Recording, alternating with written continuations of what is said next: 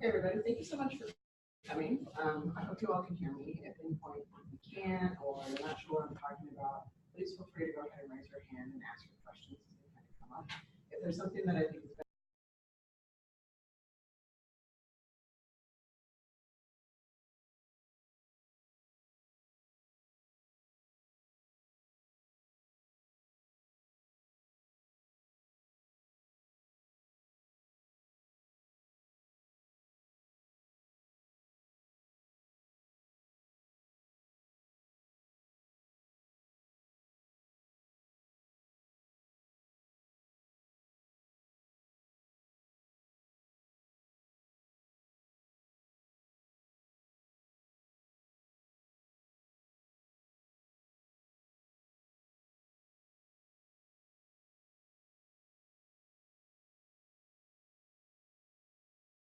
Yeah, you're right. You got it. Okay.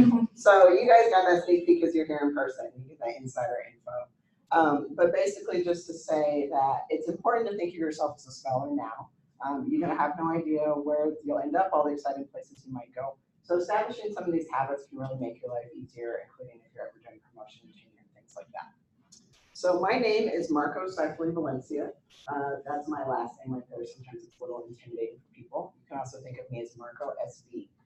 That is my email address right there. So if you have any questions about this presentation, you're welcome to get in touch with me at any point, you know, if it's next week or if it's like 3 years from now, and maybe you're not even at U of I anymore, and you're like, well, I remember you said something about Altmetrics. Can you share the presentation with me again or help me out? We're definitely here to provide service to you both as students and alumni.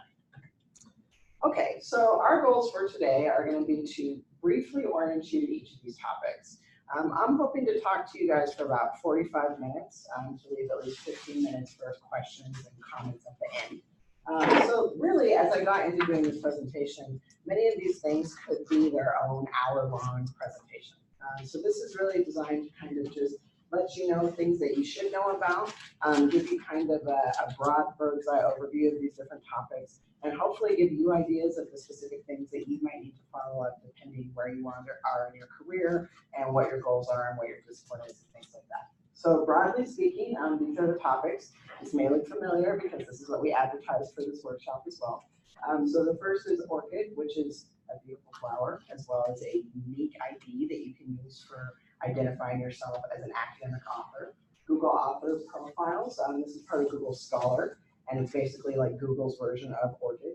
Traditional scholarly metrics, you might be familiar with those. Those are things like journal impact factors, other kinds of prestige rankings that let you know an impact of a journal in a particular discipline. Altmetrics, which is kind of an emerging field. So that refers to things like shares in social media, citations, as well as plugins with citation managers. So for instance, in Mendeley, that data, when you actually bookmark something, can be figured into an altmetrics. So someone might say, oh, I read this scholar's article and it's actually been cited 400 times in Mendeley or something like that. And then social media and professional web presence. I kind of put those two things together, but this is basically the idea of what comes up when people Google you, when they're looking for you outside of trying to find your journally scholarly output, right? And that's an important part of managing your overall sort of scholarly presence on the web. Any questions on any of those right now? No? Okay, great. So let's talk about ORCID and DOI. These two are kind of related concepts. The digital object identifier is basically kind of like a unique barcode that's assigned to a digital object somewhere. So if you go and get an article published in a journal, most likely they will have an established DOI for you. Generally speaking, like that last point says, that happens at the publisher level. I couldn't find very many examples where you as a scholar would need to be kind of getting your own DOI for something. But it could happen if maybe you're trying to publish a data set or something, and maybe you're using your own website as a publishing source. You could still go through the process of actually getting that digital object identifier.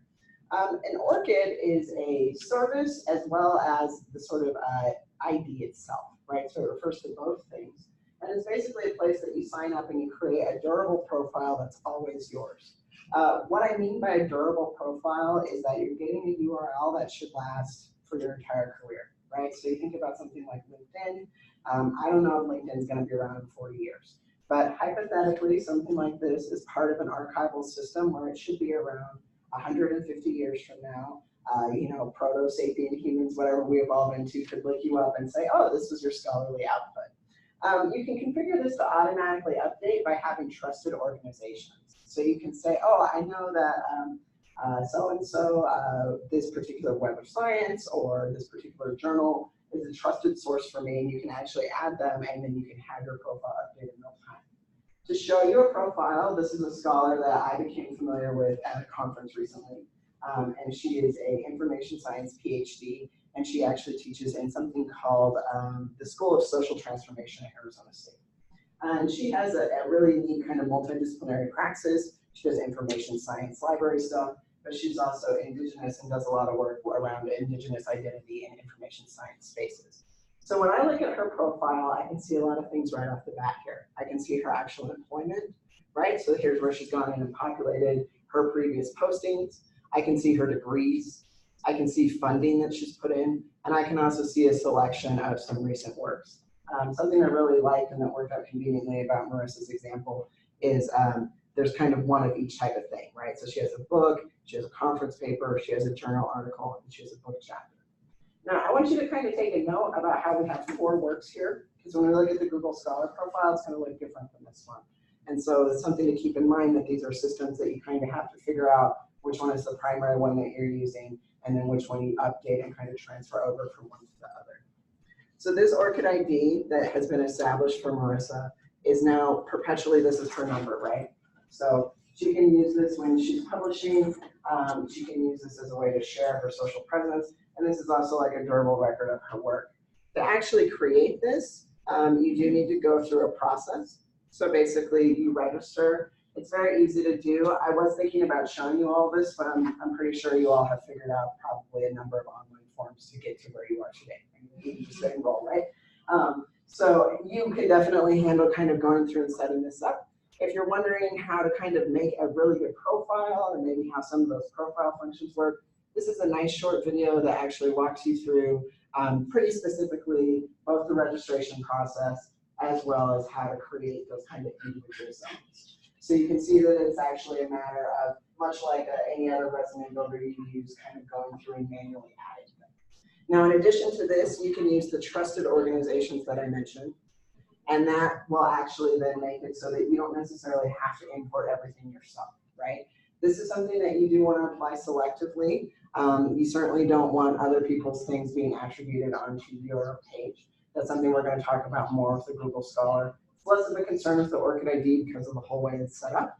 But just something to keep in mind that even if you are taking advantage of that automated update, you want to make sure that you actually still check in on the profile, right? The main sort of horror stories I've heard have to do with people accidentally setting it to automatically update, getting a bunch of other scholar citations, and then you sort of have the opposite effect, which it makes your online presence sort of disorganized and chaotic and not entirely good one.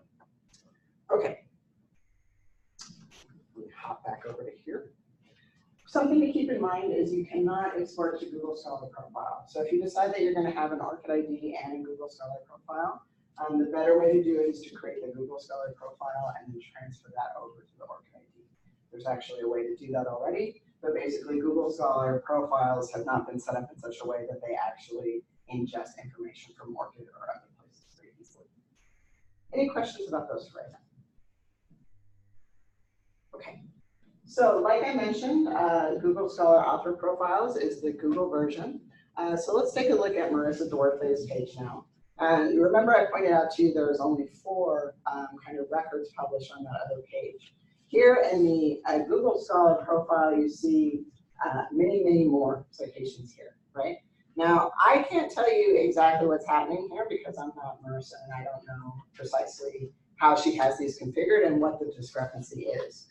Something that's a big advantage of using the Google Scholar profiles is that it actually, again, is automatically kind of updating your profile. This is something that you can have as an on setting when you establish the profile, right? That automatically update.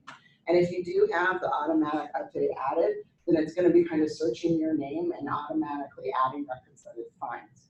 This is also an advantage because it can pick up things that sometimes are missed in other sort of like journal or databases. So for instance, Marissa's CV is partly longer here because she has more book chapters listed, right? So those book chapters may or may not come up in a search database, just depending on the corpus that you're searching through. But in the Google Scholar, because she has it set up in a way where it's leveraging and searching off her name, I would imagine that a lot of this is stuff that it's kind of found for her and put in. This is, again, pretty easy to do to actually set up. It's a pretty guided thing. I'm not going to take you through it because I think we have better uses of our time in the workshop together. But if you have any questions at any point on this, you should feel free to email me. If you go to set up Google Scholar and it's not working quite as well as you want, let me know. The other unique thing that Google Scholar does is it includes the citation information over here. So the ORCID ID doesn't really include these types of citation metrics with it, right? It's more like a digital CV that you're building. Whereas Google is actually going to provide you its internal citations that it has based off of its values stored for you under your author profile, right? I have read some criticisms online of these citations with the Google specifically. It's interesting to kind of hear different takes on it. In general, I would say the metrics are all sort of squishy and kind of discipline dependent. So what I would recommend is to figure out what sort of your disciplinary norm is. If you discuss with your advisor and they say, yes, we use these kind of Google citations all the time, this is a kind of a norm for us and that's a good practice. But if you're in a really strict or really traditional discipline, your advisor might say, we don't even consider those because we know there's some issues with them sometimes, and so we only use journal impact factors or we only use official citation sources. So that's just something to keep in mind as you're kind of navigating that. But it is still handy to have this here to be able to see, and it certainly gives you a different kind of approach on your dashboard than the ORCID one does. So what I would suggest to do probably is to actually go ahead and create your Google Scholar profile and then follow these instructions to actually ingest it over. So this is a LibGuide put together by the other Black and Gold School, University of Iowa. Just hilarious because people always think I'm saying Iowa on the phone when I say Idaho. Like, no, it's Idaho. There's a D in there, and no W. But this will walk you through the example. It looks a little scary. Basically, you're creating like an XML snippet of your Google Scholar stuff and copying and pasting it over to be ingested into ORCID. So again, in terms of the workflow, I think it would make the most sense to actually do your Google Scholar profile and then do the ORCID profile. Otherwise, you'll end up having to do both kind of separately. Any questions on that right now? So do you advise having both? Well, that's a really great question. So for some disciplines, ORCID is mandatory, right? So some funders nowadays, when you're even putting together your application, they want to see that. And so there may be certain disciplines where you just need to do ORCID just for sure, no matter what. In general, I noticed most scholars that I kind of spot checked and researched for this did have both, yes. So I would say that the norm is kind of towards both, and then maybe an additional social media presence and then an additional professional presence. I think that's kind of a lot, especially at early points in your career. So what I would advise is to, maybe pick two and kind of stick with them. And that's something that comes up at the end. Yeah. I have one question. Sure, yeah, go ahead. So then what about this ResearchGate? Yes, that one I'll tell you more about. And there's one more academic. Yes, that's right. And it's good that you mentioned those. We'll talk about more of those later, but something to keep in mind with those is those are like really commercial platforms. So academia and ResearchGate are very much like they're a company somewhere and they're monetizing what you're sharing with them. With Google Scholar, there isn't a particularly clear financial motivation. I mean, Google is also still a private company, et cetera, so on and so forth. But Google is in a kind of interesting category where it provides almost a lot of like public infrastructure at this point. Whereas academia and ResearchGate.edu are really kind of, I don't know, they're a little squeaky in their marketing. So yes, we'll talk more about those as we go along. Other questions about Google Scholar? Okay. I just wanted to show you this quick example. If you're interested in further reading on Google Scholar profiles, I found this blog post very informative. It kind of just walks through some of the pros and cons and highlights different things that you might want to be aware of. It discusses how Google Scholar is a great place for finding stray citations, which we talked about with Marissa's workplace profile having more results on the Google Scholar. It also talks about how to make sure that you don't have it automatically adding articles to you, especially if you have a name that might be really common for other people to also be publishing with that name. I happen to have a pretty unique name, so I could probably get away with this because at most I would have maybe my siblings. But let's say that it actually broke my name apart, right? Cypherly Valencia. Cypherly is an extremely uncommon name, and Valencia is a very common name. So I could accidentally end up with a bunch of Valencias on my auto updates if I wasn't careful about that and monitoring it. So if you have questions about how to do that, this will actually give you a really nice walkthrough of how you can go ahead and adjust that setting so it's not automatically updating. And again, I would say that that really varies on your situation, right? The commonality of your name as well as other people in your discipline.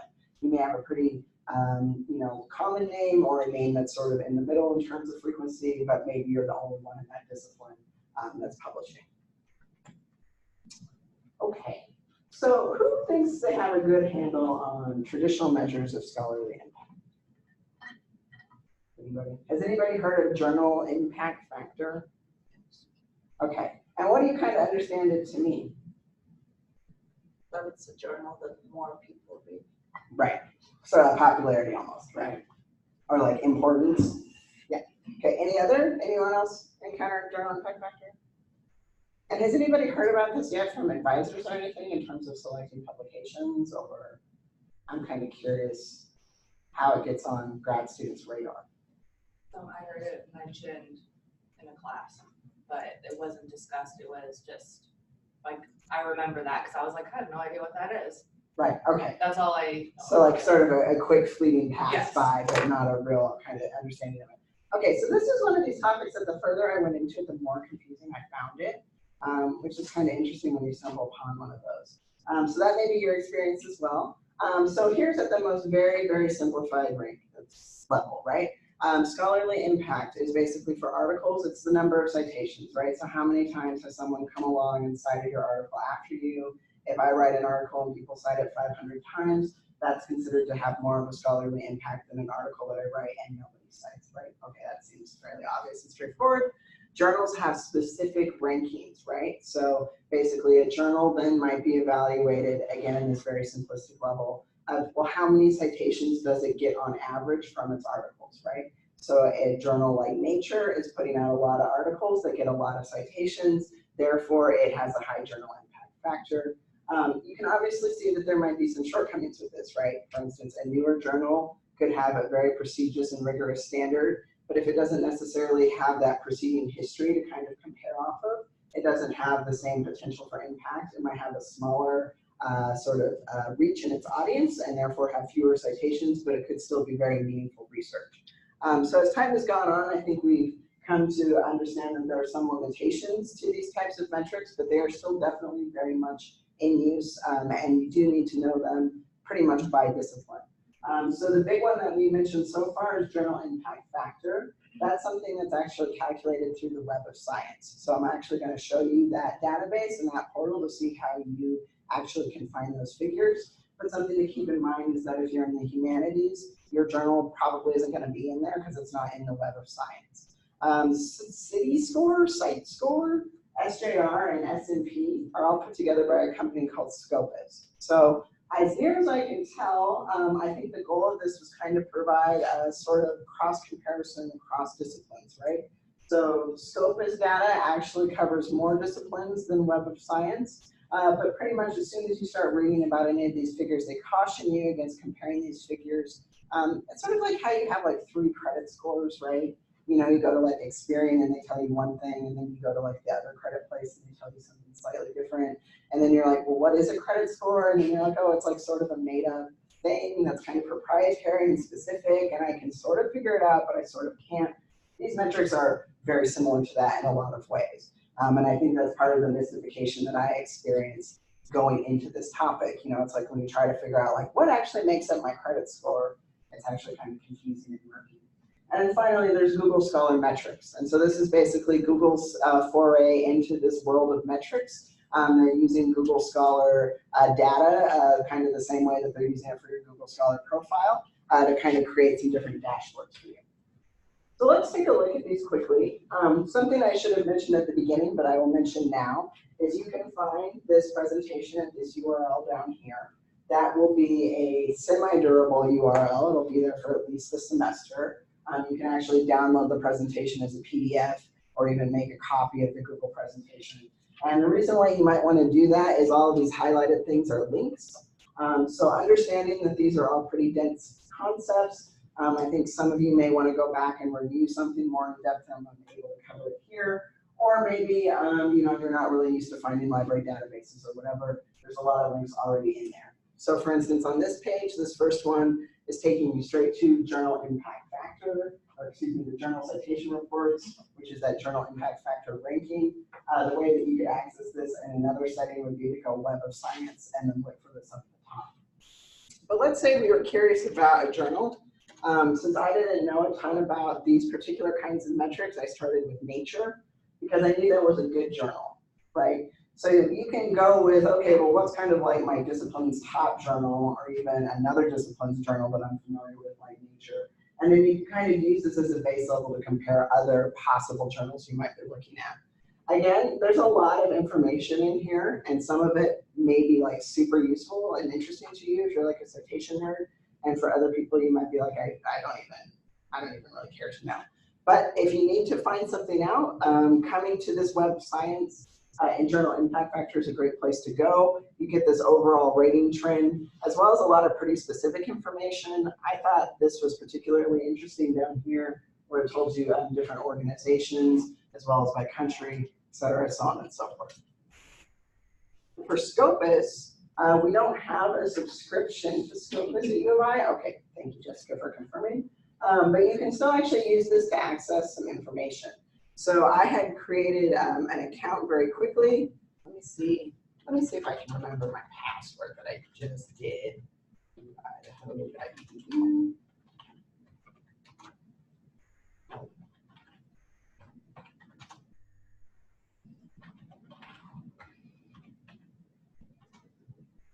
Okay, alas, we'll never know. So if we have time at the end, I can actually pull that up on my other laptop and show you. It's almost an identical search screen to Journal Impact Factor and almost a similarly mystifying dashboard of kind of rankings. But something that I would suggest that you do is to log in on Scopus, go ahead and create an account and use the free dashboard. And you can compare a journal like Nature again and kind of have these two side by side and sort of start to make your own sense of it. Pretty much there's that primary number, which is that Journal Impact Factor kind of score number, and then there's a lot of sort of secondary data that I don't really know you would ever have a reason to use. The Google Scholar metrics were a little bit harder to find. I actually could not find these kind of searching through Google Scholar in any sort of obvious way. So I actually went to Google and searched Google Scholar metrics and then got this really great helpful page. So I don't know if that was just me having a weird search path, but this might be one that it would be good to have the presentation for, or just remember to search for it.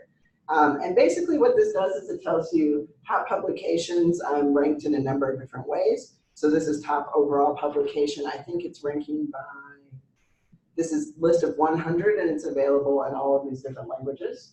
So it's very handy to have. You can also then browse at a discipline level too. So let's say that you were engineering and computer science. You can actually then see these journals listed here. You can also then click on this, and it'll actually start breaking down some of those more mystifying H-index, I-index, J-index kind of things, and you can see what articles are kind of doing the heavy lifting on that figure. And basically at the broadest level, those H-indexes, et cetera, are sort of like proportions that have to do with like a fraction that's like number of citations versus number of total articles published, like to the nth power, things that have more citations than that, et cetera, et cetera, et cetera. So some of you might be into that kind of math, in which case I highly suggest you check out this sheet here. This really goes into very great specificity how some of those numbers are calculated. So let's say you're like in physics and you know that you use an H-index and you're really curious how that's created. This would be a great guide to actually check out and kind of walk you through that very specifically. If you have sort of more general questions, I like this video here for kind of walking you through journal metrics and rankings. Again, this one I would say is a little bit more simple level, but it is actually where this graphic earlier came from. So I found that to be a helpful resource, and that might be a good source for you to check out too. And then if you're someone who prefers more to read things and check them out, I suggest this resource from Arizona State. This does a really nice sort of plain language explanation of Web of Science And Scopus gets into some more specifics and some more of the nuance that might come up as you get into this in your discipline. Any questions about those for right now? Okay, so altmetrics. So I mentioned earlier that we have traditional metrics, which is what we just talked about. And then we have altmetrics, which is basically a way of trying to put sort of Web 2.0 into traditional metrics. They're not taking the place of those, so it's unlikely that you're going to be able to get promotion and tenure based off of an altmetric of like this tweet I did. It got so many retweets. Most likely that will not be sufficient. But if I am doing academic or professional tweeting and I am getting a lot of retweets and likes and interaction, and I put together that with scholarly traditional metrics and I put that in my promotion and tenure packet, that is becoming an accepted and even encouraged kind of way of having a scholarly presence.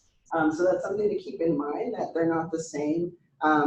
One is currently considered sort of more authoritative, but I think that this is changing pretty rapidly too. So I mean, even in the span of your graduate career, by the time you're finishing up, altmetrics might be considered even more sort of credible than they are now. So altmetrics are, again, a little bit confusing to get into, partly because they're sort of proprietary. I don't want to get overly jargony in my explanation here, but basically all of your services like Facebook or Twitter have something called an API. And that's basically where they put like a portal, sort of using symbolic language here, but they put a portal to their database out there on the web. And if you're a programmer, you can actually submit a query and say, show me XYZ type of data out of that portal, right? So for instance, when I'm looking at a website and it says, this article has been shared 300 times on Facebook, that's because there's a little snippet of code on that website that asks Facebook for that information using a unique ID. So basically, altmetrics, many of the providers of them are sort of aggregators who have written a particular code and created certain dashboards that actually give you a nice way to look at that API data, right? But it's a kind of an interesting thing because they're sort of a private company. Like altmetrics is both the description of the thing we're talking about generally, an alternative metric, but it's also a proper noun in that it's like a company name that we're going to look at. So the metrics toolkit is handy if you're really new to all of this and you are like, I don't do any of this type of web stuff. I don't really know what I should be looking for. It has this kind of guide up here that's trying to help you sort of walk through. So let's say you're interested in attention, reach, or diffusion. I'm not really sure. I don't love this search bar up here, but I do like these individual descriptions that it gives you. So then it'll actually take you through and say, what is an altmetric attention score? What's included in it? How is it calculated? When is it appropriate to use it? What are some of the significant limitations? So I would say this is a great website to kind of spend a little bit of time playing around with. There's some really obvious sort of altmetrics, like an altmetric attention score. It has altmetric in the name, but also other things. For instance, downloads, even your GitHub repository could be a potential altmetric source. So it's helpful to have this as kind of a resource to be able to learn more about these and to understand some of the limitations. Similarly, you can check out things you are familiar with, like Twitter, and understand like, okay, well, what are some of the limitations? For instance, tweet counts can be gamed. Oh, right, well, that's true. Maybe I made 600 counts and retweeted myself 600 times for my citations, right? We joke, but it has happened. So kind of one of the big names in altmetrics is altmetrics.com. There are other sources, but for now, this is the one that we're going to look at. And basically, the link in here goes to this page, which explains to you, like, how do you actually start using this? So I'm going to try to follow these instructions here. Let's see how it works out. So to get started with this bookmark, basically, all you're supposed to need to do is come here and drag this to your toolbar. I had some trouble getting it to actually like show me my toolbar. So let's show bookmarks bar. Okay. So you want to make sure you have your bookmarks bar showing, and then altmetric is not there now. All right. So let's go back to Marissa Duarte. So let's find her again.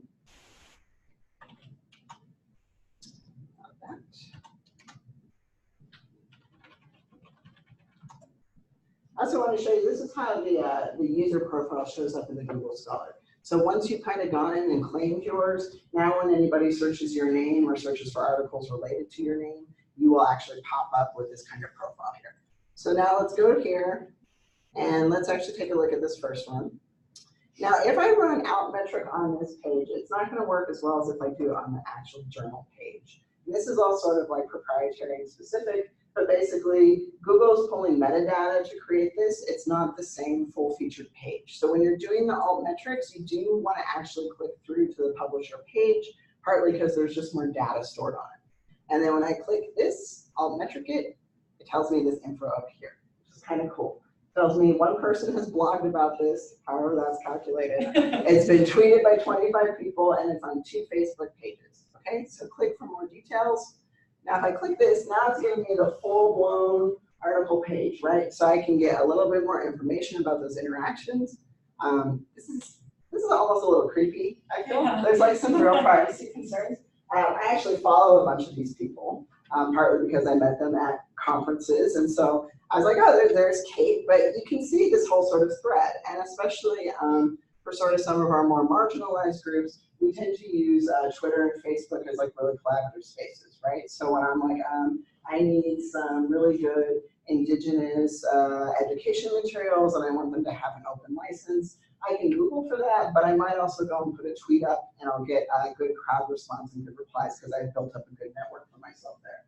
So you can see how this sort of is a automated eye into what are essentially sort of private or semi-private conversations. But nevertheless, you can see how this is calculated. And in addition, there's even more information that's a little spooky. You can see where people are visiting from.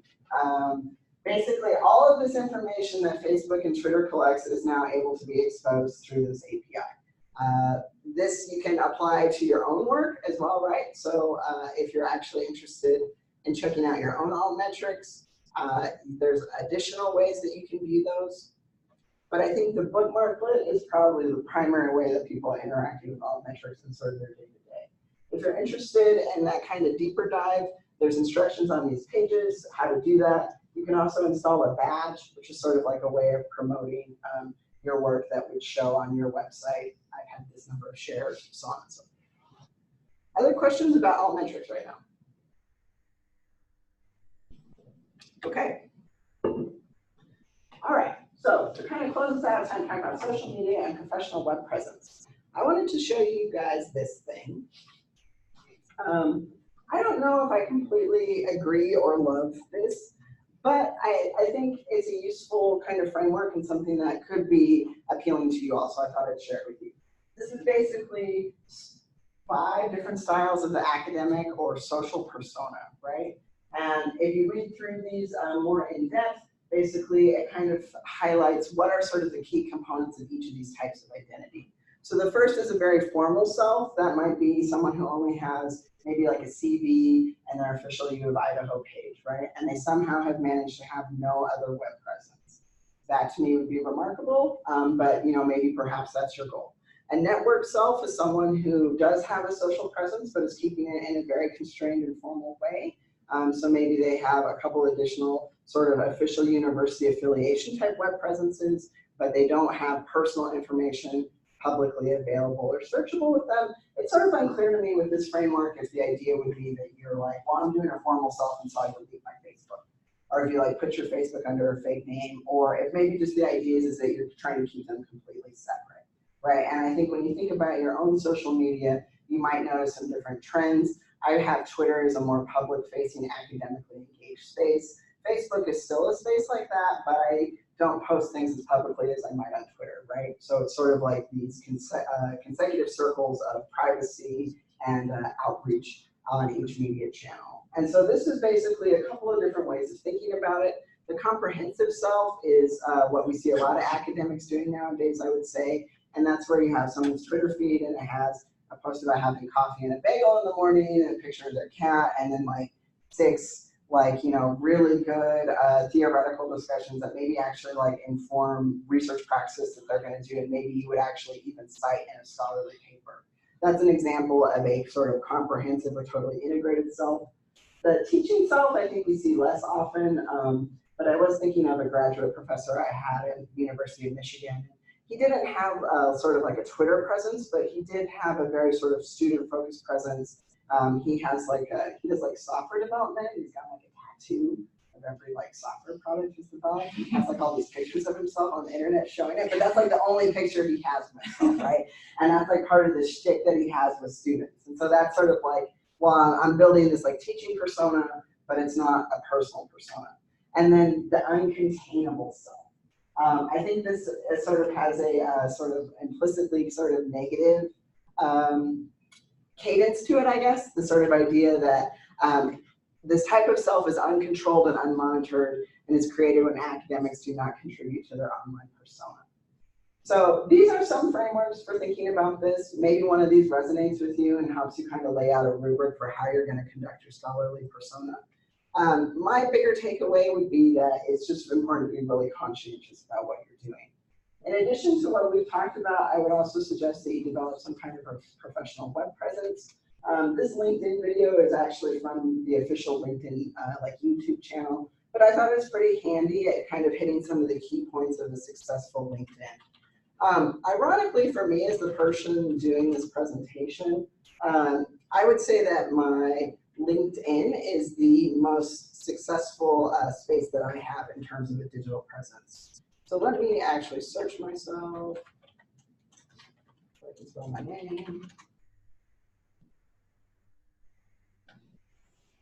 And it incidentally follows the top 5 tips that were laid out in the LinkedIn video. And so it's having a professional picture, it's having outlined work experience, it's making sure that you go ahead and engage with some of these other functions of LinkedIn as well. When I was actively job hunting, I made sure to have people give me recommendations. I also went ahead and gave recommendations for other people, even though at some points I felt like I was too junior in my career to be doing that. And then I also just make sure that basically I keep this updated with what I am doing currently. So this has been an important space for me to find what we used to call alternate academic work, but I think really we should just think of as work. So basically, depending on your career path, you know, I see, for instance, a lot of PhD students tend to neglect these kinds of sort of media spaces. And I really advise as much as possible to go ahead and create a social presence like that on either LinkedIn, or another good option is VEVO. So this is something that is a software platform that we have here at the U of Idaho. It's also available at other schools. But this is a nice place where you can also build a good media presence. Now, I'm still pretty new to the U of I, so I actually have not built my VEVO very much. I'm going to show you a professor I work with a lot, though. You can see that she's used hers as an opportunity to put a kind of background and research statement up at the top. There's a little bit of publication information, sort of a very light version of some scholarly metrics. And then she actually has publications and background listed here. If you're interested in signing up for VEVO, it's a free service that we provide for you as U of I affiliates. But you do need to actually go in and request an account to do it. So it's kind of like you have one started for you, and then you need to actually go and request a login. Something to know about VEVO is that it's sort of updated automatically. So we do a lot of searching through different new publication records for different journals, and we'll do our best to go through and try to add records on for you. But it is still something where you would need to manually check it, and certainly to get it started, you actually kind of need to build it. So for instance, you can see mine is just kind of the default one, because I just started it about 2 months ago, but I did go in, for instance, this week and add my IMLS background. And this is, again, pretty easy to do if you're used to using a system where you can kind of do a little resume builder. You can definitely handle VEVO. And it's handy to also be able to sort of specify your connections within the university, right? So you can actually go to VEVO and say, show me Center for Excellence in Learning and Teaching.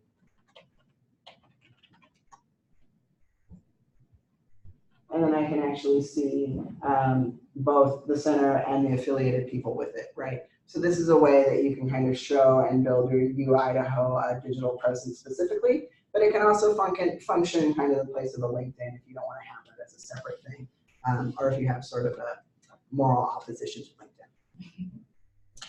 LinkedIn. Make sure to search yourself so you know what's out there. That's just a good general trick. I'm surprised, I thought everybody did that, but I think some people feel like that's kind of awkward or narcissistic or whatever. But mostly it's just important to know what your digital presence looks like. Related to that is to try to tie up old projects. We see this a lot in the digital humanities, where people will start a project, maybe it's like a Tumblr or something, and they do it for a while and they conclude the project and then it just sort of like ghosts on.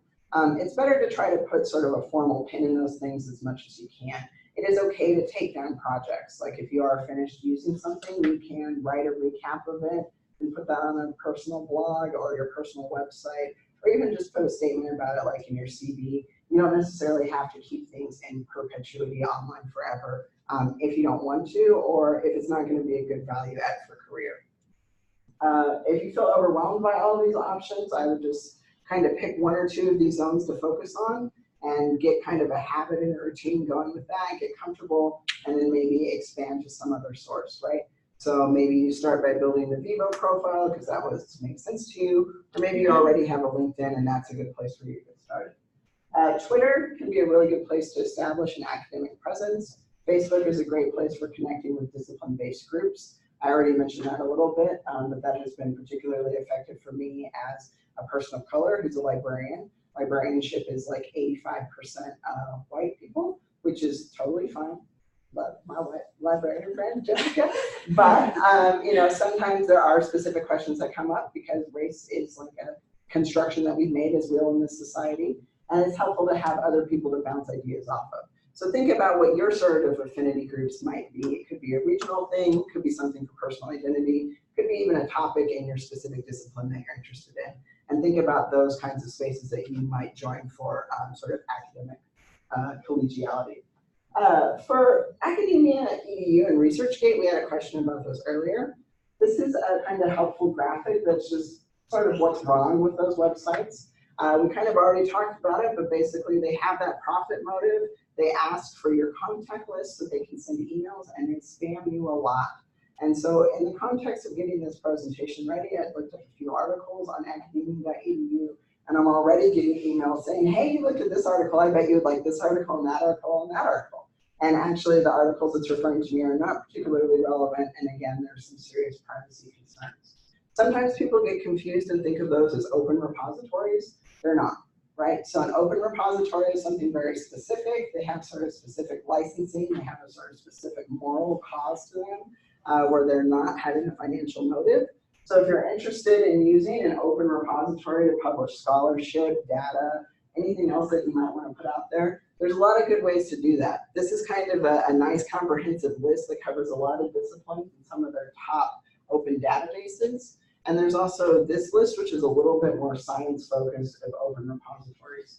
These are just two that I pulled up. I'm here as the Open Education Librarian to help you with all of your open needs. So if you are interested in putting your scholarship out there in a way where it can be accessed without a financial cost for the person accessing it, and where it can be repurposed and reshared, Open's a great activity for you to think about how you can integrate that into your work. And finally, just be conscientious about your social media and digital presence. I think a lot of the times people get advice on this, like you should never post anything personal on your Twitter, or you need to make a separate professional Twitter that's like totally separate from your personal one, or conversely, you'll never be able to get a job if you don't have a publicly available XYZ name. There's a lot of situations in your life why those kind of hard and fast rules might not plan out for you. And I would say as someone who's gone through different waves of a social and digital media presence, the primary thing has just been knowing what's out there and figuring out how I want to present that as sort of my overall scholarly picture, as opposed to having to adhere to one thing. Similarly, I would say if you have concerns about being overly exposed, maybe you have some kind of like a safety concern or some kind of unfortunate situation happens where you don't want to be as public as you would like, you can still have a scholarly presence and be successful. So don't feel like you have to do all of these things to be okay. You can pick and choose the ones that work, and you can pick and choose the privacy and security settings within those that work for you too. So there are plenty of people who have great academic Twitters that are private. There are plenty of people who have private LinkedIn subscriptions or LinkedIn profile pages. It's okay to pursue those options if you need to. And librarians are here to help. So a lot of the times people think of librarians as the people who get you books and materials. but we are really faculty and consultants who spend a lot of time thinking and working with information, and we are really happy to help you talk through different questions and concerns, and to think of different creative solutions that'll work for what you want and need your scholarly presence to be.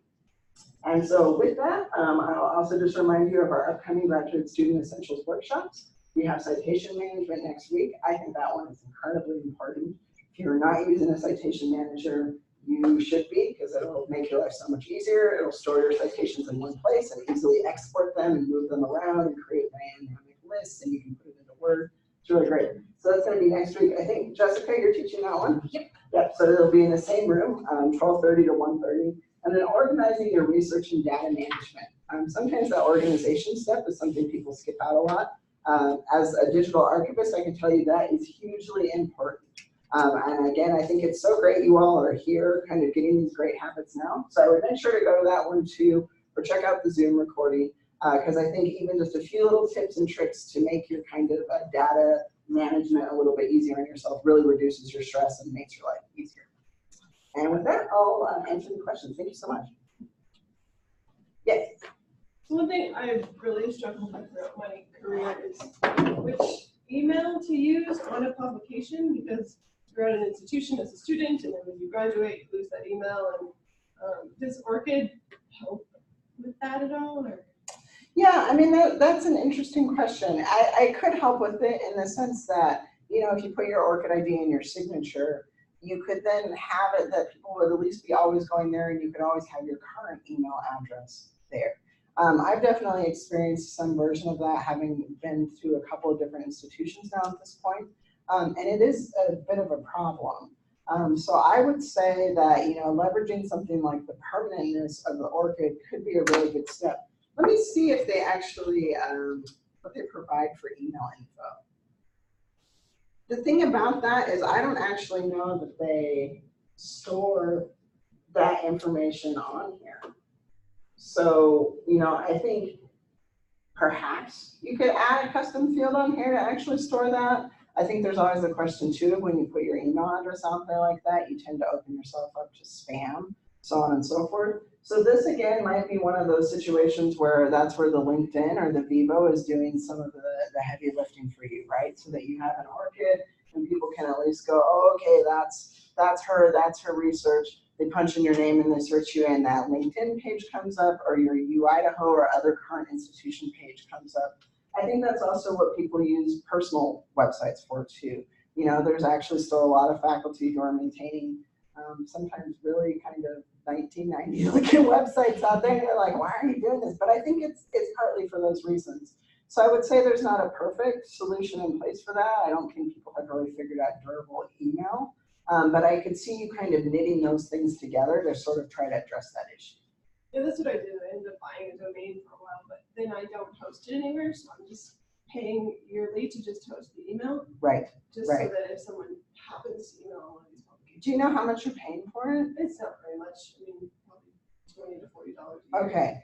Okay. You might want to check out Rackspace. They'll do the email hosting. I think it's for like $12 a year.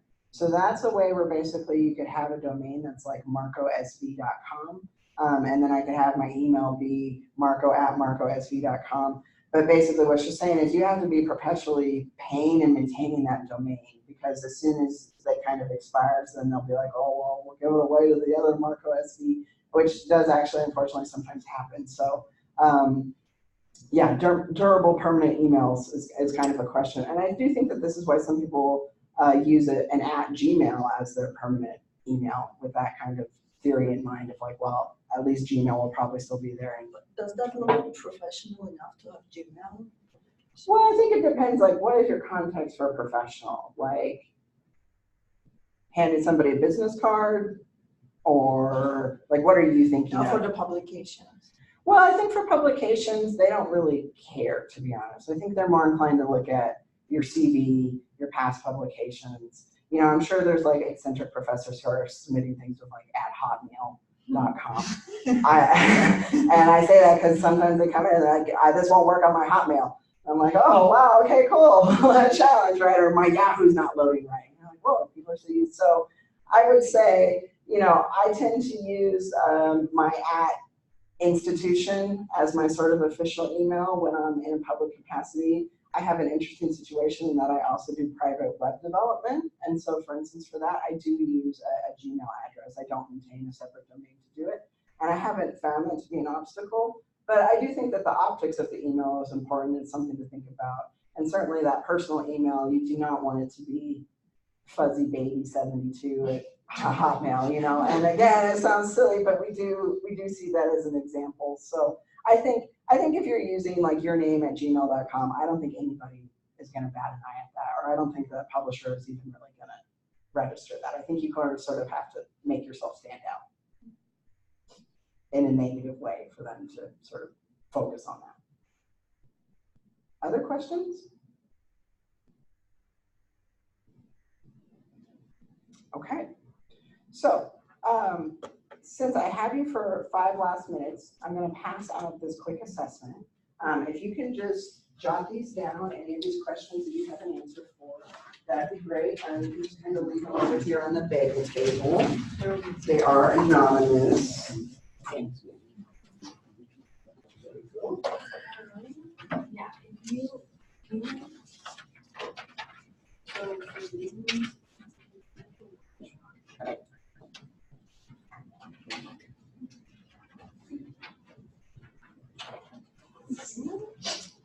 so if you